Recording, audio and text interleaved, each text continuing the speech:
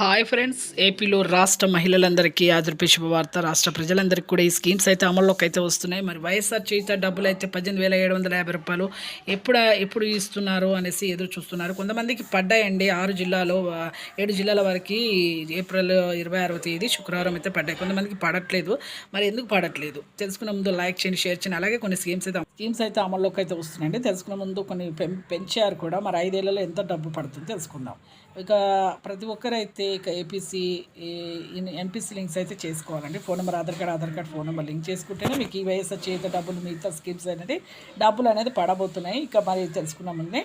వైఎస్ఆర్ చేత 18,750 రూపాయలు అయితే 5 ఏళ్లలో 1,25,000 రూపాయల లెక్క మనకైతే పడుతున్నాయి.